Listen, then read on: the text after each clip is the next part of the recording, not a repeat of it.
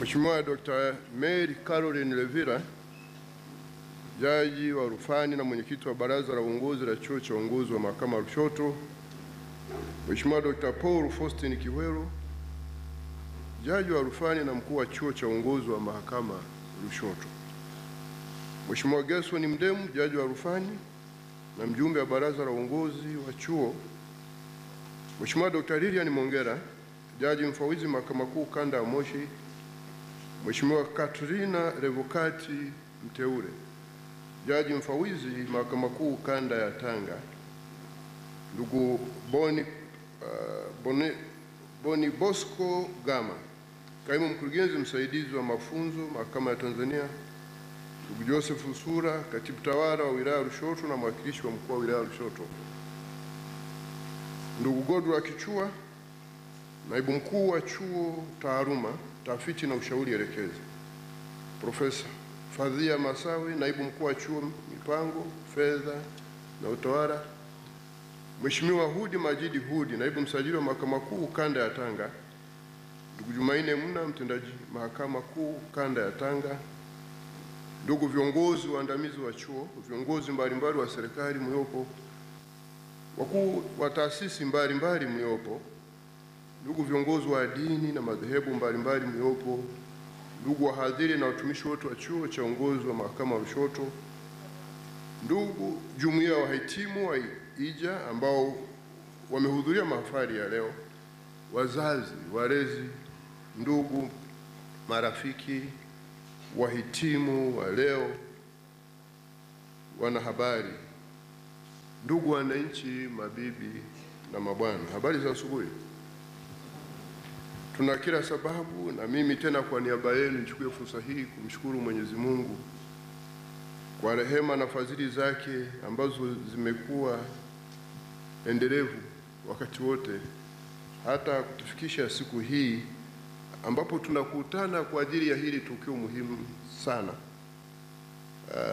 la kushuhudia na kusherehekea siku hii ya vijana wetu na watoto wetu, wananchi wa Jamhuri ya Muungano wa Tanzania, wanapokuwa wanakamilisha safari yao ya masomo katika kiwango cha masomo ambayo wamekuwa wanachukua leo. Wengi tumesafiri kutoka mbali, wakiwemo wazazi, ndugu na jamaa waliokuja kuwashuhudia hao watoto, lakini ambao sio ni viongozi pia tumesafiri kutoka mbali, na wenyewe wahitimu wenyewe wamekuwepo hapa kwa sababu ya rehema na fadhili za Mwenyezi Mungu. Kwa hiyo ya kumshukuru na kumtukuza. Napenda pia kukushukuru wewe mwenyewe Mheshimiwa mwenyekiti wa baraza na baraza lako, na pia kushukuru uongozi mzima wa chuo ukiongozwa na Mheshimiwa Jaji Faustin kwa kunialika kuhudhuria mahafali haya kama mgeni rasmi. Na kwa hakika ni furaha kubwa kwangu kujumuika nanyi siku hii ya leo kusherehekea mahafali haya 25 ya hiki chuo chetu. Nakumbuka mkuu wa chuo alisema mimi nimekuwa pia mnufaika wa mafunzo yanayotolewa na chuo hiki, na mara ya mwisho mafunzo yangu hapa ilialishia tarehe 2 mwezi wa 5 mwaka huu. Kwa hiyo chukue nafasi hii tena kupongeza sana chuo hiki, ni chuo muhimu sana. Pili, niendelee kulipongeza baraza la uongozi wa chuo, management na watumishi wote wa chuo kwa kuandaa wahitimu kitaaluma mpaka wamefikia siku ya leo ya kuhitimu, lakini pia kwa kufanikisha maandalizi ya mahafali haya ya 25 ya chuo. Mahafali haya ni matokeo ya kazi yenu njema. Inatambua kwamba kazi ya utoaji wa elimu si kazi nyepesi. Walimu ni watu muhimu sana kwenye jamii. Sisi wote tunatokana na walimu, na walimu wetu wa kwanza ni wazazi wetu, lakini baada ya hapo walimu wanaofuatia kwenye masuala haya ya kitaaluma ni hawa walimu ambao tunawajua, ambao tunao hapa, wangazi mbalimbali, kuanzia chekechea, zile shule za nursery schools, primary schools, zile shule za msingi, sekondari, na vyuo vya ngazi mbalimbali na hata vyuo vikuu. Kwa hiyo walimu wana jukumu kubwa sana, na moja ya sifa yao, nadhani wale jamaa sio binafsi maana angekuwa binafsi tusingekuwa tunapata elimu kutoka kwao. Wanatufundisha, wengine tunaenda huko tunaonekana kana kwamba tumefanikiwa sana, lakini huwaone wakijisikia kama wanyonge vile na kuwa na uchoyo, wasema sisi tunaandaa watu tu wanaenda huko halafu sisi tunabaki hivi. Kwa hiyo walimu, Mwenyezi Mungu aendelee kuwabariki sana.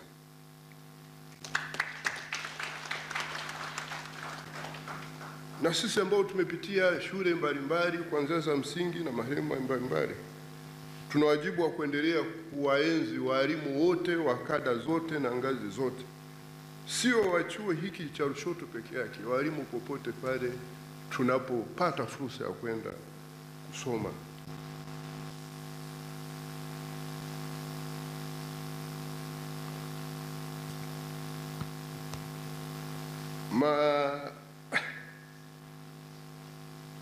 Niseme tu kwamba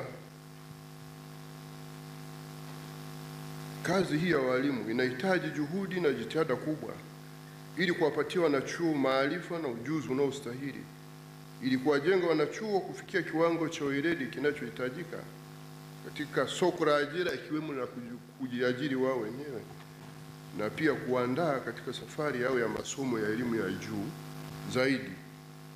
Mungu awabariki sana kwa kazi njema hii walimu. Ninasema walimu hao ikijumuisha na wahadhiri. Tunaposema walimu maana yake ni pamoja na wahadhiri. Ni imani yangu kuwa wahitimu wote wamepata maarifa na ujuzi wa kutosha, wameiva na wako tayari kwa hatua inayofuata katika maisha yao, iwe ni kwenda kujiunga na elimu ya juu zaidi au kuingia kwenye nafasi mbali za ajira, ikiwemo ni pamoja na kujiajiri. Pia niungane nawe Mheshimiwa Mwenyekiti wa Baraza na mkuu wa chuo kutoa pongezi za dhati kwa wahitimu wote kwa kufanikiwa kumaliza elimu yao katika chuo hiki kwa mafanikio makubwa. Nisisahau kuwapongeza pia wazazi, walezi, ndugu, jamaa na marafiki wahitimu hawa ambao kwa namna moja au nyingine wamehusika katika mafanikio haya yaliyofikiwa na wahitimu. Ninyi vijana mkumbuke mnatokana na hawa ndio wasema mna mchango mkubwa, wana mchango mkubwa sana kwenu. Muendelee kuwakumbuka na kuwajali katika maisha yenu. Msiwapuuze. Sisi binadamu tunategemeana. Mafanikio haya yasiwafanye mkaanza kuwatenga hawa waliochangia kuwafikisha hapa, na hasa wazazi wenu, ndugu, jamaa, marafiki, majirani, na kila mmoja kwa namna moja au nyingine alivyochangia kukuwezesha wewe kufika hapa. Waafrika bado tuna utamaduni mzuri ambao tunapaswa tuuenzi, watu wa kuthamiana na kuheshimiana na kushirikiana, ikiwa ni pamoja na kuwatunza kama watu wamoja. Hawa watu wengine wanaita hicho kitu extended family. Extended families zina faida kubwa sana. Tunaweza tukaiga mambo mengine kutoka kwa watu wengine, lakini hiki kitu kinachoimarisha mshikamano wetu wa kidugu tukiimarishe. Sidhani kama unaweza ukaendelea mkibaki wawili tu, wewe na mke wako hapo, bila kuwepo na watu wengine ambao wanaleta changamoto katika familia. Kwa hiyo huo ndio ushauri wangu kwenu. Baadaye mtakuja kuona kuna faida kubwa sana.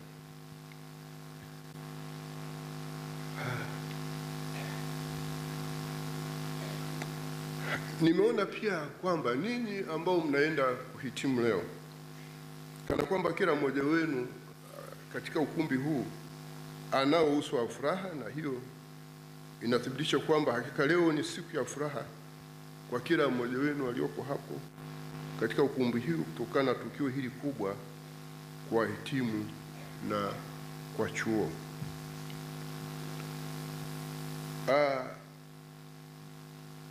Ndugu mwenyekiti,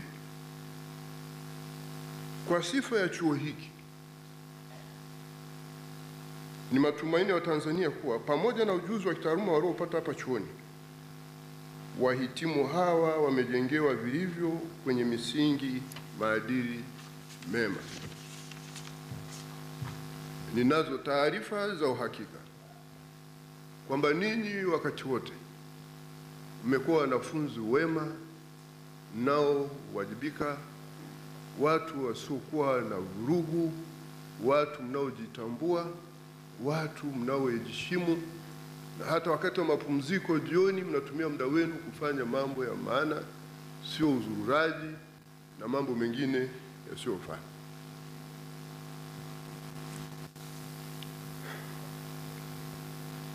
Na kama ilivyoelezwa katika hotuba zilizotangulia, chuo hiki kimejizolea au kimeendelea kujizolea sifa ya kuzalisha wahitimu wenye ujuzi wa hali ya juu kitaaluma, lakini pia kuzalisha wahitimu wenye maadili bora, na hivyo kuwa chuo cha mfano katika swala hili.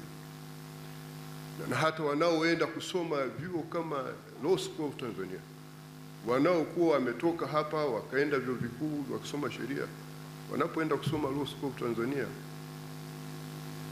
chuo cha mafunzo ya sheria kwa vitendo pale Dar es Salaam, wahitimu wa hiki chuo wamekuwa mfano bora, si watu wa vurugu, ni watu wanaojiheshimu, ni watu wanaojitambua. Na niwakumbushe ndugu zangu mnaohitimu leo kuwa mafanikio na ubora wenu katika fani hii ya sheria mlioingia yatategemea kuendelea kuyashika na kuyatumia maarifa mlioyapata hapa chuoni, lakini zaidi ya hivyo mtaendelea kujitofautisha na wengine kwa kuwa na maadili mema ambayo pia mmefundishwa vizuri katika chuo hiki.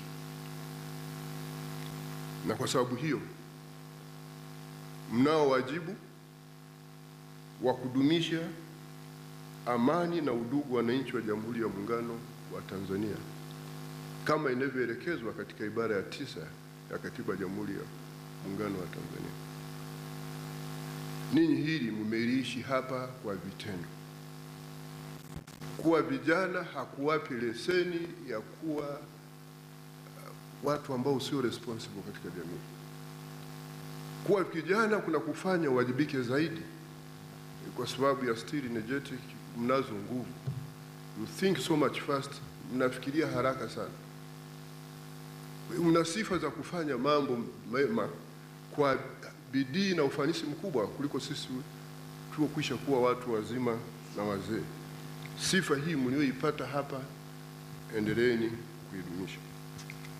Na kwa sababu ya sifa hizi ambazo mmekuwa nazo hapa, elimu nzuri mnayoupata hapa ya kivitendo na ujuzi na maarifa imefanya ninyi muendelee soko lenu la ajira kushamiri. Mmepata fursa nyingi za ajira katika utumishi wa umma. Ninatambua kwamba kwa elimu mnayoipata hapa na ujuzi mnaoupata hapa, mnapata fursa za ajira sehemu mbalimbali. Kwa mfano mahakamani, kama wasaidizi wa kumbukumbu wa mahakama, makatibu sheria katika ofisi ya mwanasheria mkuu wa serikali, kule tunawaita law secretaries, makatibu sheria katika ofisi ya wakili mkuu wa serikali na ofisi ya taifa ya mashtaka, watendaji wa vijiji na mitaa, wakala mbalimbali wa serikali, mamlaka za serikali za mitaa na kadhalika. Baadhi ya wahitimu wa chuo hiki ni miaka ya nyuma tayari wameajiriwa, na mrejesho ni kuwa wanafanya vizuri sana, kwamba wanafanya vizuri sana wahitimu wa leo mnaoweza kupata fursa ya kuajiriwa huko na kuendako.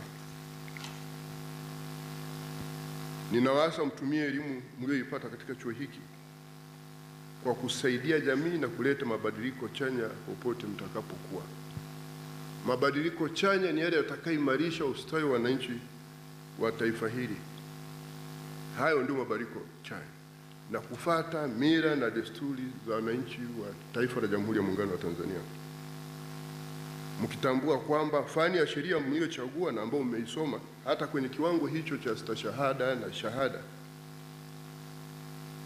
ni fani ya kutenda haki, ni fani muhimu sana. Sitaki kulisitiza sana hili, ni fani muhimu sana, na hizi sehemu taasisi nilizozitaja zinahusika kwa namna moja au nyingine na utendaji wa haki katika taifa hili. Moja, mahakama yenyewe ambayo ndio ina jukumu hili, na sisi mahakama ya Tanzania ndio maana tukaona tuwe na chuo hiki kitusaidie watu wanaokuja kuajiriwa hapa, watu wanaosoma hapa, baada ya hapo wanaoenda mahakamani wanakuwa watu aina gani, wanaoenda ofisi ya mwanasheria mkuu wa serikali katika hizo nafasi tulizozitaja, wanaoenda ofisi ya taifa ya mashtaka au ofisi ya wakili mkuu wa serikali na taasisi hizi nyingine za serikali wanakuwa watu aina gani. Wengine miongoni mwenu mtaendelea na elimu ya juu kufikia vyuo vikuu mpate shahada za sheria. Unapokuja kuwa jaji au hakimu au wakili wa serikali au ofisa yote wa sheria katika taasisi na utumishi wa umma, unapoenda kujitegemea kama wakili wa kujitegemea, advocate, unakuwa mtu aina gani? Kwa hiyo niwaombeni wakati wote mzingatie umuhimu wa haki. Sababu sheria hizi, haki huwa zinatokana na kuzingatiwa kwa sheria.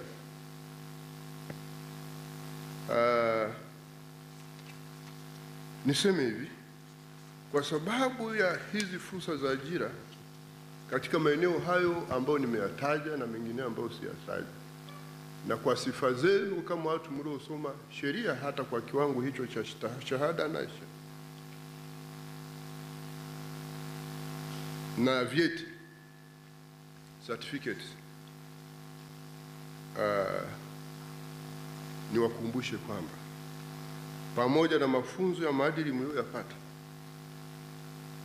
ningependa kuongezea kile ninachokiita softwares 8 za vitendea kazi. Hivi ni vitendea kazi muhimu vitakavyoongoza katika kazi, masomo na maisha ya kila siku. Tukiachia vitendea kazi vilivyozoea kama kompyuta, karatasi, kalamu, madawati, magari na kadhalika, software 8 hizi za vitendea kazi zitawaongoza katika majukumu yenu, zitaimarisha uwezo wenu wa ufanisi,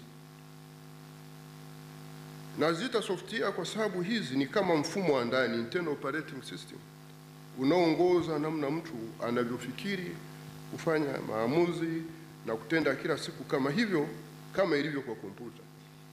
Endapo mtavitumia ipasavyo vitendea kazi hivi, mtakuwa mfano wa kuigwa katika jamii, na kwa sababu hivi vitendea kazi ndivyo vinavyoimarisha na kuongeza ufanisi.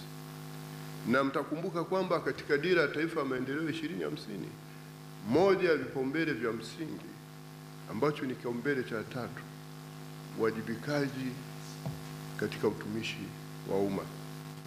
Tumekuwa na changamoto kwenye swala la uwajibikaji katika taifa hili, uzembe na kadhalika. Ninawakumbusha, and this is about mindset, fikra. Haya masuala ninayozungumza ni ya kifikira, ndio maana tunaita ni software. Huioni lakini unaona matokeo yake katika shughuli za utendaji, iwe ni uzalishaji au ni huduma za kawaida, service, kama tunavyofanya kazi sisi mahakamani. Sasa la kwanza, kwa kuzingatia kwamba sehemu kubwa ya ajira yenu, fursa zenu ziko kwenye sekta ya sheria, moja, mtahitaji kuwa sensitive to justice, yaani kuona haki inatendeka na ninyi wenyewe kuwa tayari kutenda haki. Hilo la kwanza. La pili, mtahitaji kuwa waadilifu. Mlipokuwa mnasoma hapa shuleni mlikuwa waadilifu. Mtakapoenda kwenye ajira zenu hatujui kama mtaendelea kuwa waadilifu. Maana pale pia mtapimwa sasa kwa maadili ya utumishi wa umma katika hizo sehemu mnazoenda kufanya kazi. Hapa mlikuwa mnapimwa kwa maadili ya mafunzo yenu hapa taratibu za chuo, taratibu za chuo. Sasa mnaenda kwenye ajira mnaenda kwenye ajira. Kwa hiyo kwenye ajira kule mtapimwa kwa mujibu wa taratibu za utumishi wa umma na maadili yake. Tunawategemea mdumishe uadilifu, integrity. Tunategemea haya mlioyapata hapa na kwa sifa zenu muendelee kuwa na uwezo wa kumudu utekelezaji wa majukumu yenu ipasavyo, kwa ufanisi ipasavyo. Competence. Muwe competent. Muwe sensitive to justice. Muwe adilifu. Integrity. Muwe competent. Na hiyo competence mimi sina mashaka na ninyi, kwa sababu hiyo competence, kwa sababu hapa sehemu kubwa mnajifunza kwa vitendo, lakini pia kwa hiyo mnapata skills, na ndio maana ninyi mmekuwa na soko kubwa katika sehemu hizi ikilinganishwa na wahitimu wengine. Na kwa kweli mimi ningeshangaa, kwa sababu kuanzishwa kwa chuo hiki ilikuwa ni mwendelezo wa kile kilichokuwa kinafundishwa kwa kile chuo kilichokuwa kinaitwa Institute of Development Management Mzumbe, maarufu IDM Mzumbe. Wahitimu wa IDM Mzumbe walikuwa ni wahitimu waliokuwa na ufanisi mkubwa sana kwenye utekelezaji wa majukumu yao. Ni chuo kilikuwa kinaandaa viongozi. Baada ya mabadiliko ya kisera ya chuo kikuu cha Mzumbe, wakasema kinakuwa chuo kikuu. Tukasema sawa, sisi tutaanzisha chuo chetu mahakama Lushoto.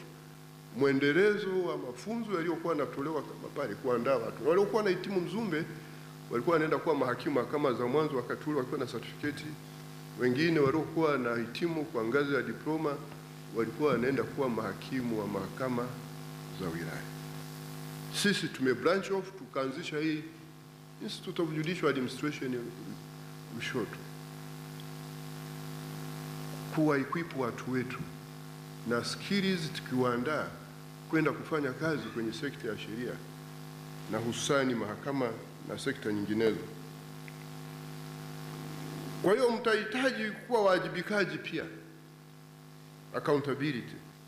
Hiyo nayo sema inasitiza sana kwenye dira ya taifa ya maendeleo. Lakini accountability, wajibikaji, ni sharti la kikatiba. Ukisoma ibara ya 25, ibara ndogo ya kwanza ya katiba ya Jamhuri ya Muungano wa Tanzania, ni sharti la kikatiba, lakini itakufanya wewe uidumishe hiyo nafasi. Sasa usipowajibika utakuwa redundant. You're going to be redundant, uwepo wako pale hauna maana yote tena. Kwa hiyo kutokuwajibika huzaa uzembe. Sasa mzembe na mvivu hazalishi, kwa hiyo ufanisi wake ni mdogo. Kwa hiyo uwajibikaji, hii ni moja ya software utakao kuwa nao. Then ubunifu au creativity kwanza, na proactivity. Mnapaswa mwe watu wa kujiongeza. Kujiongeza kwa sababu mtakapoenda kwenye utumishi wenu mtakuta kuna changamoto pale. Na wewe unawajibika, you want to deliver. Kwa hiyo itakufanya uwe proactive kushughulikia hizo changamoto ili ufikiane malengo. Mtu unayejiongeza yaani maana yake kuchukua hatua mapema ili kushughulikia na kutekeleza lilo swala ambalo ni wajibu wako, na hasa pale ambapo kuna changamoto. Proactivity. And then ukisha kuwa proactive utakuwa mbunifu, creative, utabuni, kwa sababu hizi unataka kushughulikia changamoto fulani ili uweze kutekeleza wajibu wako kwa ufanisi ipasavyo katika utekelezaji wa majukumu yako. Kwa hiyo umekuwa proactive, itakupa na sehemu nyingine utabuni katika kushughulikia hiyo changamoto, utabuni tu namna bora ya kulitekeleza hilo jukumu kwa ufanisi. Utakuwa creative. Katika hizi nchi nyingi zinazoendelea, na nadhani hata sisi tumekuwa tegemezi sana hii moja ya kitu ambacho tunakikosa. Tunasubiri maelekezo. Kila sehemu maelekezo. Maelekezo hawezi kuzaa faida, matokeo mazuri, ufanisi. kwa sababu maelekezo yanakuja na resistance, ina indifference. Sisi tunataka mtu aelewe mwenyewe, akishaelewa mwenyewe atafanya hicho kitu. Na kwa sababu tumekuwa tegemezi, hatuko proactive, hatuko creative, we have lagged behind even industrialization. Na sehemu nyingine nyingi Afrika inabaki nyuma, pamoja na resources zilizopo na brain zilizopo na watu wamesoma, wengine to the levels professors na doctoral degrees. But why are we not inventing? Lakini kwa nini wale wadogo wanaosoma darasa la 7, darasa la 12 wanakuwa wabunifu wakubwa? Kunakuwa mwaka hapo wanaonaga maonyesho ya nini, nakuta vijana wanasoma vyuo vile vya ufundi, wale hawajapata hata degree, wamebuni vitu pale. Halafu sisi kama taifa hivi tunaendelezaje hawa wanaobuni vile vitu tena vya kisasa kabisa? Kama taifa tuna sera zipi za kuendeleza hawa wabunifu, kuhakikisha kwamba ubunifu wao ule unaimarishwa, unaingizwa kwenye soko, halafu inakuwa competitive product even worldwide, it's global status, kwenye global level, hata humu nchini tu. Kwa ubunifu hauishii sisi wa mahakamani tu, hao sisi wanaosoma sheria.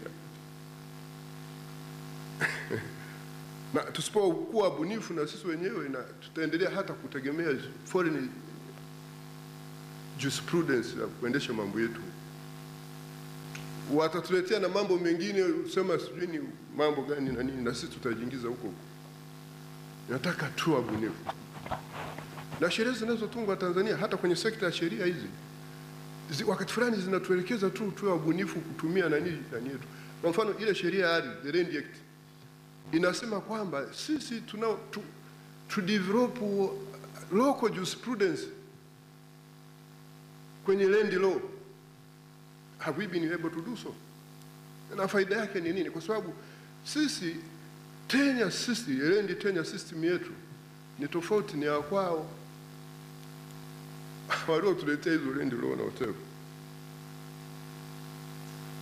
Lakini tutapaswa kuimarisha uzalendo kwa taifa hili, national patriotism. Kujitambua kwamba mimi ni Mtanzania, uishi kama Mtanzania tofauti na watu wengine, ulipende taifa lako, ulitumikie, usiwe sehemu ya kuiangamiza. And then when it is no longer there, where you will be? Where your nationality will be? Yani kama taifa la Tanzania halipo tu limeparaganyika, alafu Tanzania ipo utaishi, either utakuwa next will be part of a certain nation, perhaps greater than us. So we have got to be so much sensitive on this one. Nazungumza na ninyi vijana, mjitambue. Na sisi tulikuwa vijana wakati fulani, sasa tumekuwa wazee kama mnavyoniona mimi. Kwa hiyo kuwa kijana, it is not a lesson ya kutowe kujitambua, kutokulitambua taifa lako na kulithamini na kuthamini wananchi wenzio, na kama na watu wana haki ya kuwepo na kuishi. Na hili la national patriotism, nadhani ukiangalia now there is a challenge. Sehemu nyingine tumeshauri na kuna umuhimu wa kurejeshwa kwa national service ambao tutakaa kule mwaka mmoja.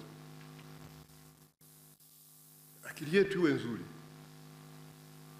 tujifunze skills za maisha za uzalishaji, kilimo, uvuvi, ufugaji, ufundi seremala na kila kitu tunachoweza kujifunza, na kila fani. Wengine tutajiajiri humo, hata wengine utakaajiriwa huko, utakuwa na kitu ambacho kinakuongezea chumi pengine. Mwaka mmoja.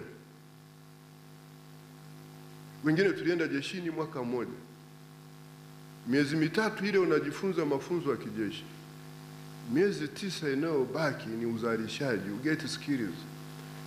Moja faida kule tulipata ujasiri, tukajifunza uzalendo, tukaimarisha udugu wetu Mtu anayetoka Songea anakutana na mtu anayetoka Msoma, ni ndugu. Tunakutana watu waliosoma Moshi na waliosoma sijui Kigoma, wanajuana, wanakuwa kitu kimoja. Lugha ya Kiswahili ikatuunganisha, na hii ikasaidia kujenga umoja wa taifa hili. Na kwa sababu hiyo hata hizi intertribal marriages zikawepo kubwa, nadhani ziko hapa Tanzania, pengine katika Afrika kuliko taifa lingine lolote, na ile imeimarisha udugu.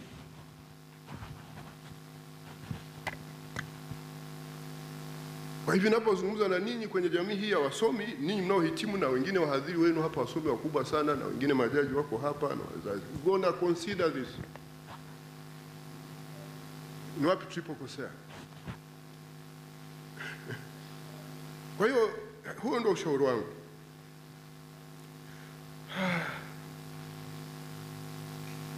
Lakini uhalisia, objectivity, unapochukua hatua uzingatie ule ukweli wa uhalisia yani mnapotekeleza majukumu yenu kule mtakwenda kuajiriwa. Hivi vitu vinane ni vya msingi sana, tuvizingatie. Nazungumza na ninyi kama wahitimu mnaenda kufanya kazi. Ninyi ndio nazungumza na ninyi. Leo nisizungumzi na baraza la chuo. Nina siku moja nitakuja kuzungumza nao na uongozi. Haya zingatieni. Na mambo kama haya yakizungumzwa na mtu ambaye ni mtu mzima, na tunaishi through experience, nadhani mtu mwenye akili anaweza akaona kwamba labda kuna tija hapo katika ushauri huu. Kwa hiyo haya ni ya msingi sana, ataendelea kuimarisha nafasi yenu kwenye ufanisi wa majukumu yenu na sifa zenu nzuri ambazo wahitimu wa hiki chuo umeendelea kuwa nazo.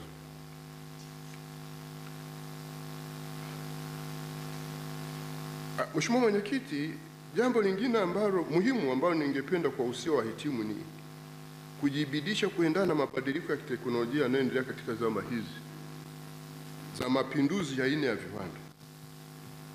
Katika zama hizi, njia za kiasili za utendaji wa shughuli mbalimbali ikijumuisha shughuli za serikali na binafsi zimechukuliwa na njia za kielektroniki za utekelezaji wa shughuli hizo, hususani teknolojia ya habari na mawasiliano. Nina imani kwamba mmefundishwa masomo ya usio matumizi ya tehama kwa upana wake. Ninawashauri sana, elimu hiyo isiishie hapa chuoni tu kwa kufaulu masomo yenu pekee, bali mjibidishe kujielimisha zaidi kwenye eneo hilo na muwe tayari kutumia maarifa, ujuzi wa tehama mlionao kwenye majukumu yenu yajayo, kwani huko ndiko taifa na dunia nzima inayoelekea kwa sasa. Kama si kwamba imeshatufikia, tuko tayari sasa hata katika eneo hilo. Kila kitu sasa kiko kwenye digital platform, cyber.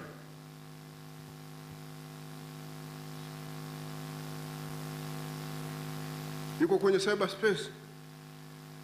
Bahati nzuri ninyi vijana mna uwezo wa kujifunza kwa urahisi, na kwa kweli mnafanya vizuri sana ku capture, na wengine wamekuwa bunifu kwenye maeneo hiyo. Ushauri wangu, zingatieni hiki ninachokuambia, kwa sababu hiyo ndio itakuwa pia nyenzo utendaji kazi wetu, kitenda kazi. Ninajua kwamba baadhi yenu au ninyi pengine ninyi wote mmewahi kutumia au mnatumia programu za akili unde, artificial intelligence, katika masomo yenu au kazi zenu. Waambia kufanya research, unaleta hivyo vitu hapo, sijui unafanya vitu gani. That somehow is so much misleading. You're gonna be very, very careful. Akili unde ni sehemu ya matumizi ya tehama, lakini mnapaswa kutumia teknolojia hii kwa uangalifu mkubwa mno, kwani inaweza kudumaza uwezo wenu wa kufikiria na kuchambua mambo. Hilo mlizingatie. Sio kwamba wewe mwalimu amepoza swali pale unaenda sijui unafanya nini unaita sijui ni chatbot sijui vitu gani, IGPT.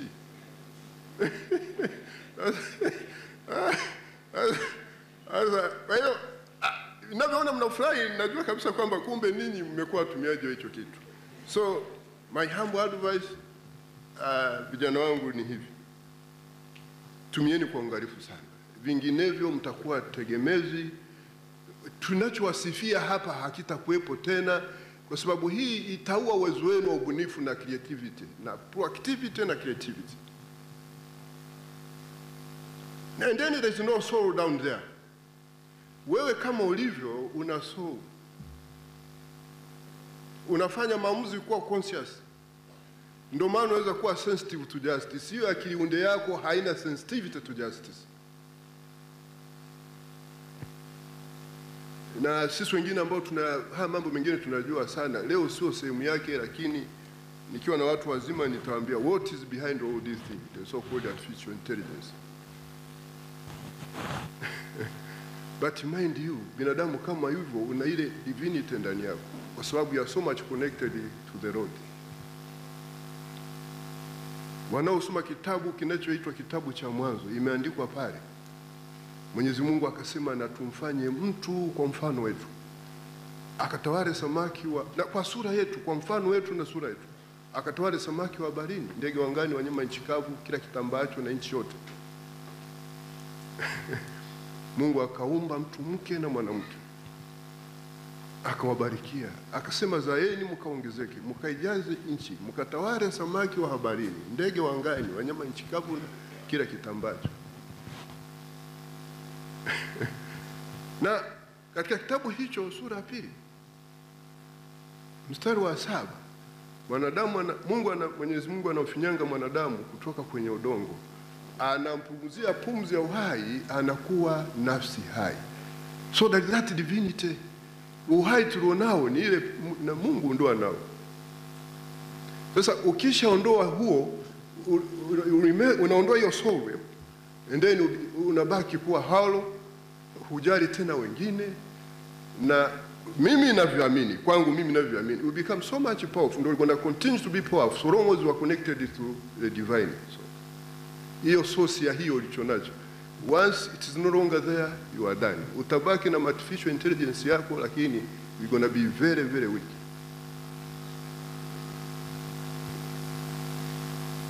Kwa hiyo ni nyenzo muhimu hii ya kutusaidia kufanya research, na pengine research ya kutusaidia, na mnaoijua itumieni kwa mambo mazuri ya kujenga, but don't rely upon this one, because hata hivyo hii artificial intelligence imekuwa developed na wanadamu.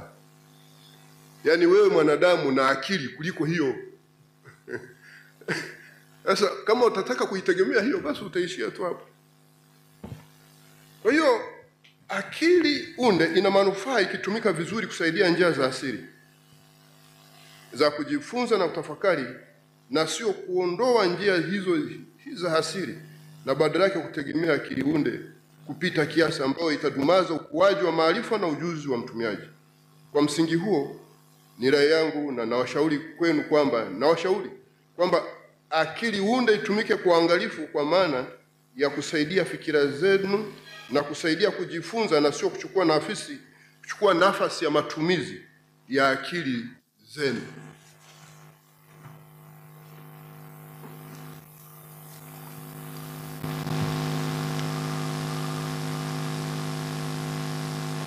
Ndugu wahitimu, nikitazama wengi wenu naona bado ni vijana wadogo ambao bado mna ndoto nyingi na mna safari ndefu ya kujifunza na kujiimarisha katika kukabili changamoto za maisha. Ninapenda kutumia fursa hii kuwakumbusha kuhusu matumizi sahihi ya mitandao ya kijamii, hasa katika ulimwengu huu wa utandawazi. Kwa wakati wa sasa ni rahisi kwa mtu pembe moja ya dunia kupata taarifa kutoka pembe nyingine ya dunia kwa wepesi na haraka sana kupitia tehama. Naomba kwa matumizi hayo mchuje habari za maana zitakazowajenga na kuachana na mambo mengine ovyo yasiyofaa.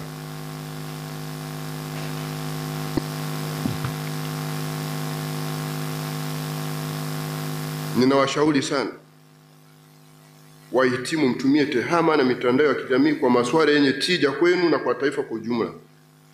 Pia sisi tunajua athari za kutotumika kwa tehama kwa usahihi. Tuwe walimu kwa wenzetu kuwafundisha matumizi sahihi ya tehama ili kuvuna faida kubwa ya maendeleo haya badala ya kujiingiza kwenye hasara.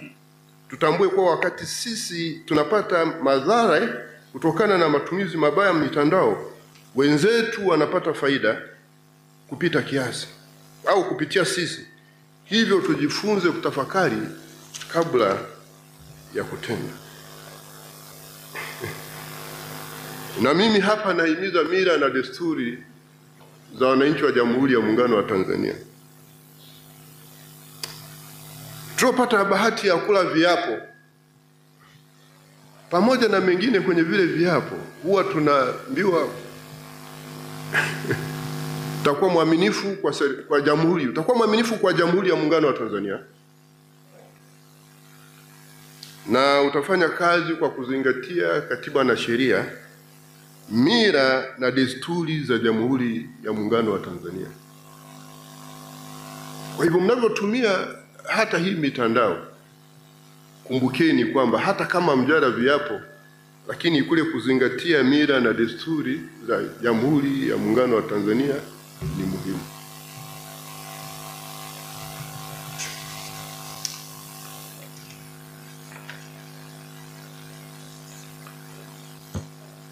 Mheshimiwa Mwenyekiti,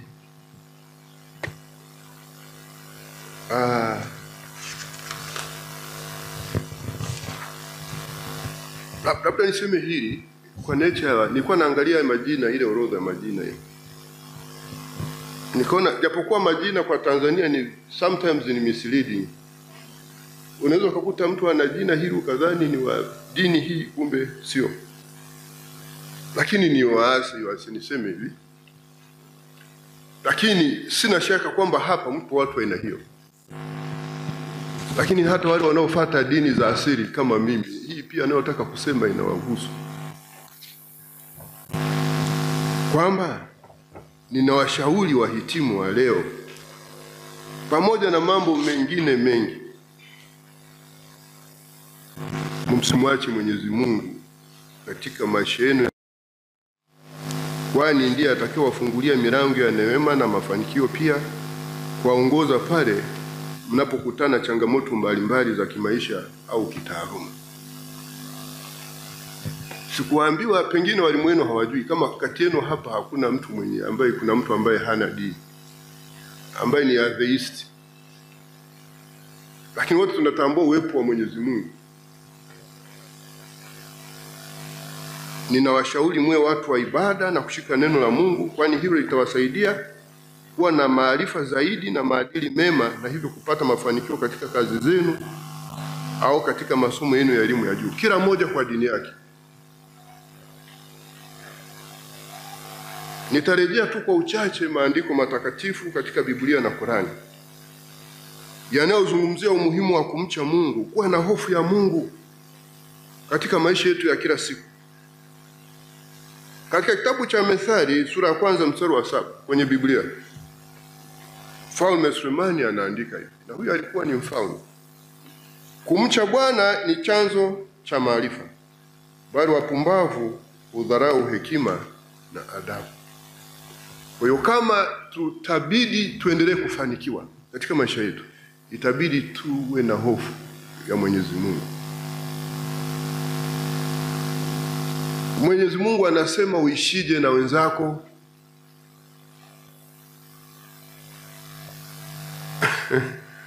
Ni mambo magani yanayokataza siyofaa? Ni yapi yanasisitiza uyafanye, na matokeo yako ukiyafanya haya faida yake ni nini? Lakini pia Mwenyezi Mungu katika hiki kitabu cha Qur'ani tukufu, katika sura ya 65 aya ya 3 anasema hivi: na anayemcha Mwenyezi Mungu humtengenezea njia ya kuokoka na humpa riziki kwa mahali asipotazamia. Aya hizi za vitabu takatifu zinaonyesha umuhimu wa kumcha Mwenyezi Mungu katika maisha ya mwanadamu. Nanyi wahitimu, mkiwa ni sehemu ya jamii, tena mkiwa mnategemewa na taifa kutokana na taaluma yenu, basi na washauri muendelee kumcha Mwenyezi Mungu ili muweze kufanikiwa binafsi katika maisha yenu na kazi zenu, hilo litaleta maendeleo kwa taifa. Na nalisema hili ni la muhimu sana. Na hata tunaopata nafasi hizi za uteuzi na kula viapo, utakuta mara nyingi, kwa miaka mingi hasa, nimeshuhudia mtu akitaka kuapishwa pale anashika aidha Biblia au anashika Qur'an. What do you think is what is this all about? Na mwisho anasema, Mwenyezi Mungu nisaidie. Wenye akili watakuwa wameelewa kwamba ninasema nini. So those who gonna ignore this, it will be on their own peril. Na wanaojifanya kwamba Mungu hayupo ndipo utakapotambua kwamba Mungu yupo. Haya mambo ya kusema sisi ni vijana sijua kitu gani, hatutambui uwepo wa Mungu. Alafu wakati huo mnataka kuwa viongozi. Alafu hata serikali inatambua kwamba kumbe Mungu ana mchango mkubwa katika kuwafanya watu wafanikiwe kwenye utekelezaji wa majukumu yao. Kiasi kwamba wakila viapo wanasema, mwisho wanasema Mwenyezi Mungu nisaidie. Alafu wewe upuuze. Kwa mimi nasema leo haya kama mlezi wenu na kama mtu mzima ambaye nimeishi uzoefu licha madhaifu yangu, na mimi mwanadamu, hii iwasaidie nini kuendelea kuwa vijana wema, kuendelea kuwa vijana wema kwenye jamii hii ya Tanzania na kwenye familia zenu na taifa hili lote. Once you are disconnected from your source, you are done. That is my humble advice to you this morning. Mheshimiwa Mwenyekiti, tunayo dira ya taifa ya maendeleo ya 2050. Pamoja na mambo mengine,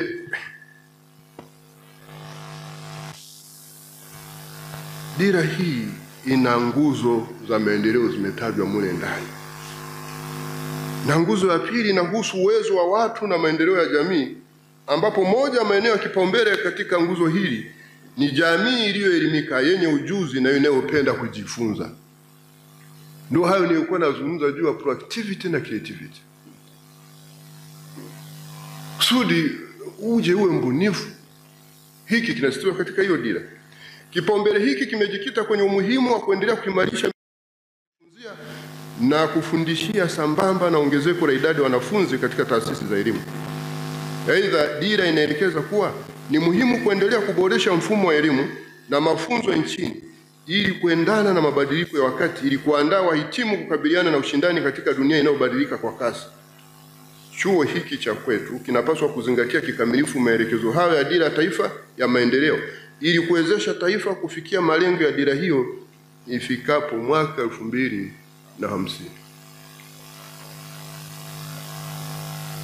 Mheshimiwa Mwenyekiti, natambua kwamba kupitia hata hotuba zilizotangulia zimeeleza kuhusu mkakati wa kuanzisha programu mpya ambazo na chuo katika hatua za awali. Hilo ni wazo zuri sana na nawapongeza.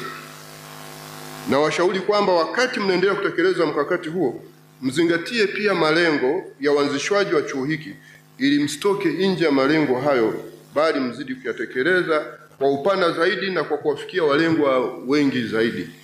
Mahakama ya Tanzania na wadau wa sekta ya sheria wana imani kubwa na chuo hiki na wanakitegemea kama chombo cha kuendesha mafunzo yatakayoboresha utendaji kazi wa mahakama na mfumo mzima wa utoaji haki nchini.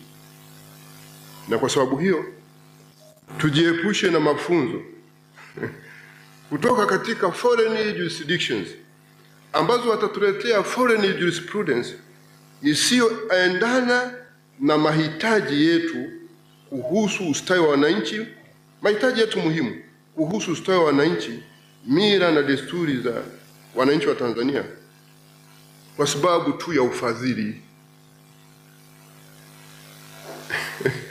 Bana, kuna programu nyingine zinaletwa tumefadhiliwa. We're gonna ask and consider yourself whether these programs kwa nature content za hizo course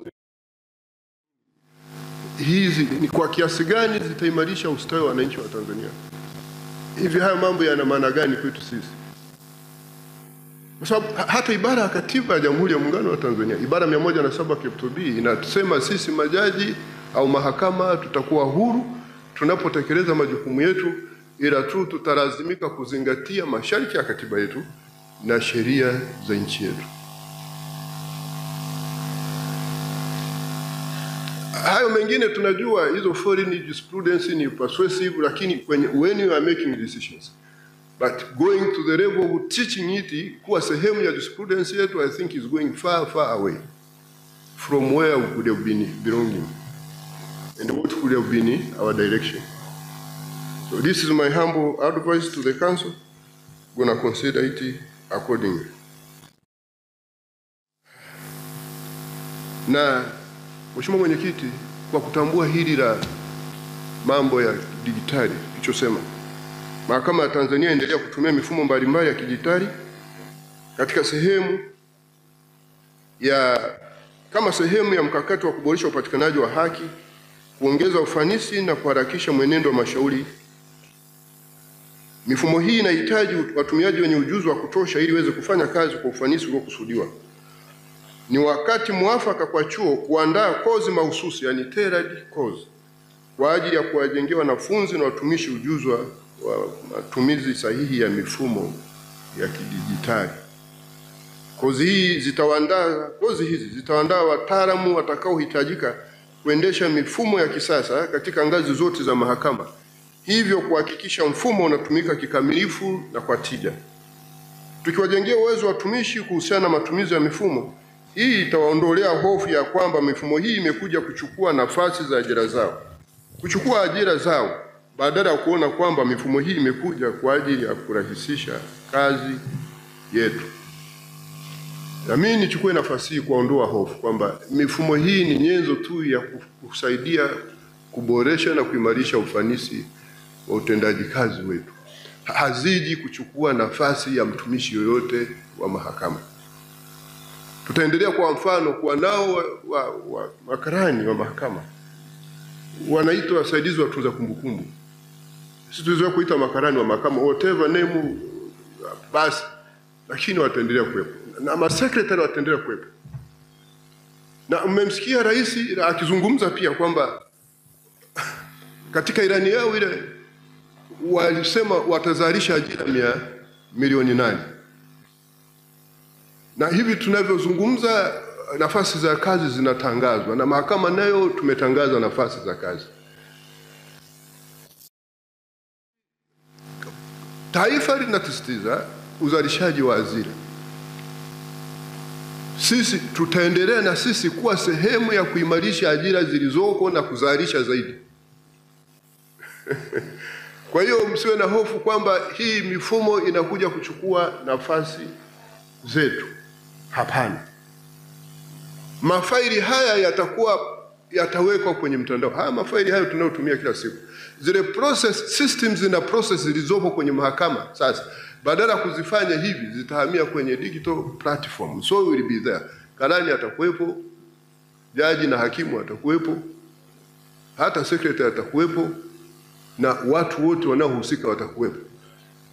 Hatutafikia sehemu katika dunia hii tuwe na wataalamu wa IT ndio waendeshe nchi wafanye kila kitu. Mliwahi kuona wapi hiyo? Kwa hiyo kila mtu atakuwepo tu, ila ni sisi wenyewe tuchangie umuhimu wa kufikia hatua hizo. Ndio maana nikaambia kwamba ninyi mnaohitimu leo muendelee kuwa vijana wema mtakaochangia kuimarisha amani na usalama wa taifa hili. Katika amani na usalama wa taifa ndiko ambako kunashamirisha fursa za biashara na uwekezaji. Kwa hiyo kuongeza fursa za ajira, ikiwa ni pamoja na kuajiri sisi wenyewe. Katika mazingira ambako hakuna amani, hiyo ajira itapatikanaje? Whether ni ya kuajiriwa au ya kujiajiri. So have a role, very pivotal role to play your part accordingly, and then these things will be sorting out itself accordingly.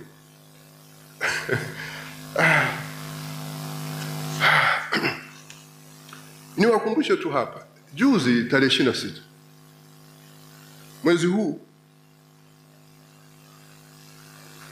mkurugenzi wa TEHAMA pale mahakama ya Tanzania alinipitisha mimi pamoja na baadhi ya majaji wa rufani na msajili mkuu kwenye mfumo mpya wa kurekodi na kutafasiri mwenendo wa mashauri ambao bado uko kwenye hatua ya ujenzi. Mfumo huo utakapokamilika utaongeza kasi na urahisi wa usikilizaji wa mashauri. Kwa kuwa mifumo hii mipya ni muhimu, kozi mahususi tailored courses zianze kutolewa mapema ili watumiaji wawe tayari kutekeleza ipasavyo bila kuchelewa. Elimu ya matumizi ya mifumo hii itasaidia kuondoa changamoto kama vile kukataa au kuogopa matumizi ya teknolojia kutokana na kutokuwepo ujuzi wa kutosha. Na kuona hiyo program hiyo itakuwa very friendly. It has been so much simplified. Mimi imefaa tu niliseme hivi kwenu, na ninyi wenyewe hawa pengine mtakuwa ndio wanufaika wa kwanza wa hiyo mifumo. Kwa hiyo hili pia inasitiza ule msimamo tunaosema kama serikali kwamba hii haiji kuchukua nafasi zetu sisi hii technology. So that is it. Mheshimiwa Mwenyekiti, nimefurahi pia kusikia kuwa chuo kimeendelea kufanya vizuri katika kutekeleza majukumu ambayo iliyokianzisha. Ninawapongeza sana na muhimu ya kipekee ya chuo hiki ambayo imebainishwa vyema kwenye mahakama ya kuwa ni chombo cha kutoa mafunzo na kufanya tafiti kuhusu mafunzo ya kujengea uwezo wa watumishi wa mahakama. Hivyo chuo hiki ni taasisi muhimu sana kwa mahakama ya Tanzania, hasa katika kuboresha ya huduma za mahakama na mfumo kwa ujumla. Napenda kuwashauri chuo kuwa kisijikite tu katika kutoa mafunzo kwa majaji, mahakimu au wanasheria pekee, bali kitoe mafunzo zote za watumishi wa mahakama. Sababu huduma bora kwa wananchi hutokana na mchango wa kila kada, kuanzia walinzi, wasaidizi wa ofisi, waandishi, waendesha ofisi, maafisa tehama, wahasibu, madereva na kadhalika. Ufanisi wa mahakama ni matokeo ya kazi ya pamoja na sio ya kundi moja pekee yake. Sana chuo kutumia wakufunzi wenye uzoefu wa vitendo katika maeneo husika. Wapo wataalamu waliobobea kwa uzoefu wa kazi za kila siku, na hawa huwa na uelewa mpana wa changamoto halisi pamoja na mbinu za. Mara nyingi wahadhiri wanakuwa na umahiri zaidi katika nadharia kuliko vitendo. Hivyo si wakati wote wanakuwa na umahiri kwenye vitendo. Lengo letu ni kuwajengea watumishi uwezo unaoendana na mahitaji ya sasa na unaotafasiriwa katika matokeo bora ya utoaji wa huduma kwa wananchi. Kwa msingi huo, mahakama ya Tanzania itaendelea kutoa ushirikiano wa kutosha kama ambavyo imekuwa ikifanya, na tutajitahidi kutatua kero na changamoto mbalimbali za chuo ili kutekeleza majukumu yake kwa ufanisi ipasavyo, kwani ufanisi wa mahakama na ndivyo ilivyo. Kuna hiyo hiki ni Center for Continuing Education.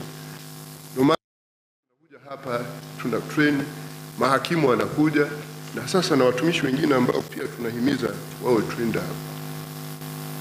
Na ni nyenzo muhimu hiki chuo. Sasa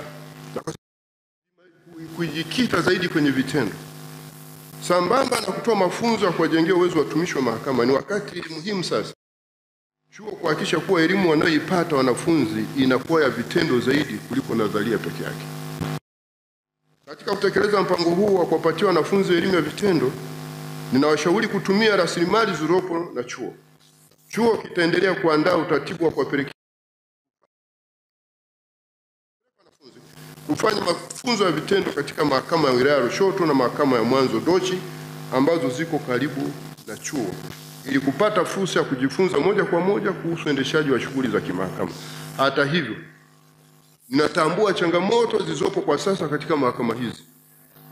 Kwa mfano, jengo la mahakama ya ofisi mbili tu za mahakimu na ukumbi mmoja wenye uwezo wa kuchukua watu.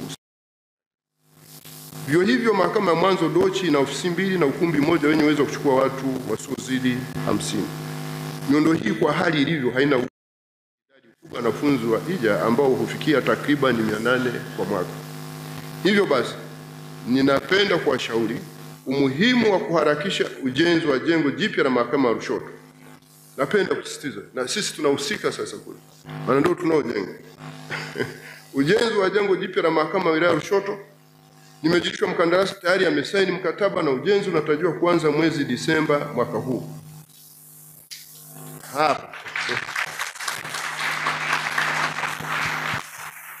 Hapa nisisitize, sio nini naposema hivi na mali, sio nini chuo, kwa sababu mjengi nini chuo.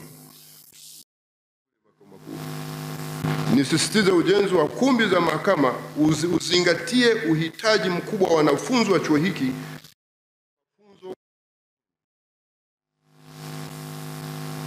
Ningependa hilo jengo la mahakama hiyo au wilaya lisiwe kama ni ifate hiyo pattern ya, kwa sababu hili lina mahitaji na matumizi mahususi. Hii ni teaching facility, kwa hiyo tunapaswa watu wengi waende mule ndani. Kama hili kule Msoma na ile ndio tujenga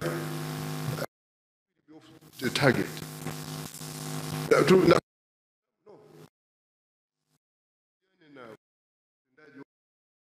Taona hiyo ramani tuone hivi itakizi. If you can vary the sketchy plans according so we can suit our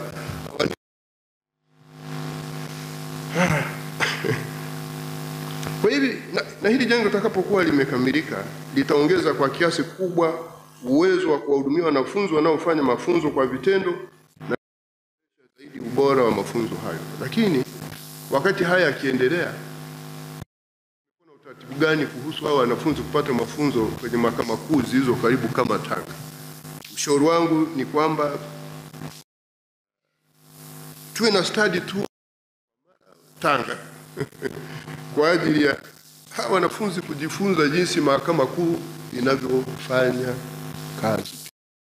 Hili litahitaji resources. Kama resources zipo, mtaangalia namna gani mtazigawa kusuti hiki kitu.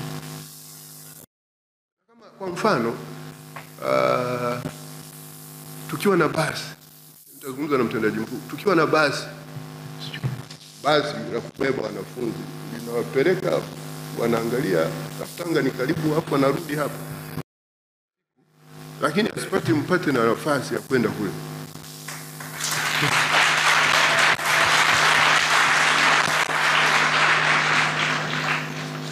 Na Mheshimiwa Mwenyekiti,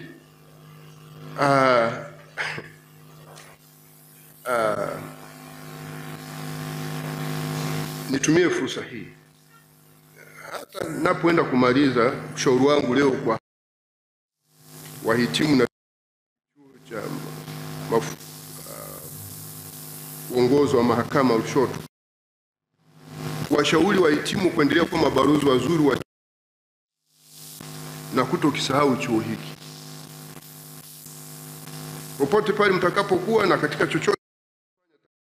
Ninyi ni tunda na zao la chuo hiki, mchango mkubwa sana maisha yenu.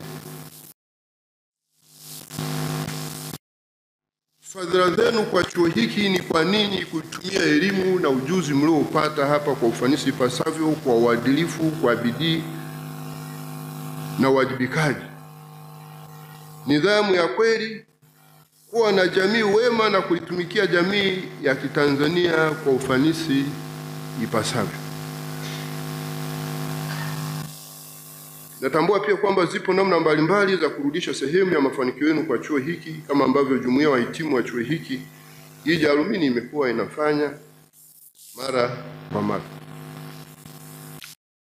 Pia kwamba viongozi au wakilishi wa jumuiya hii pamoja nasi leo, hivyo nitumie fursa hii kuipongeza hiyo wake na kujifunza matukio mbalimbali ya usio chuo hiki.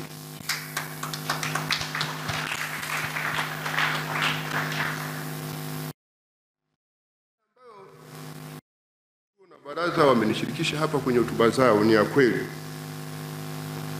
Mwezi wa 3 na wa 4 wa 5 mwaka huu nilipata fursa wilaya fulani ya taifa hili, nikakuta pale wahitimu wa hiki chuo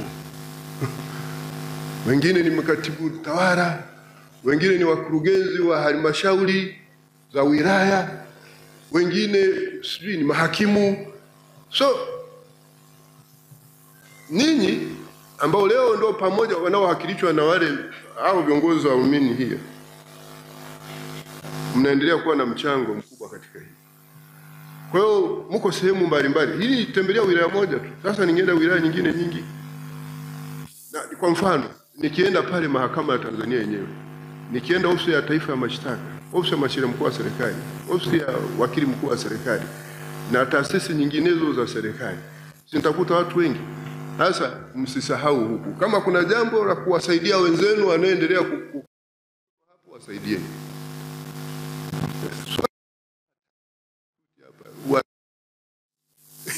Mnapohitaji kufanya kitu fulani cha kuwasaidia, wasaidieni. Msiwe so much me, wasaidieni. Lakini washukuru wakilishi wa jumuiya hii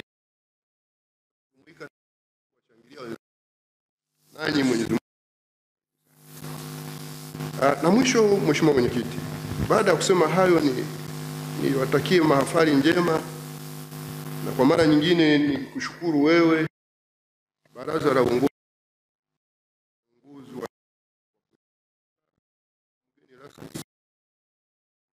haya 25 ya chuo.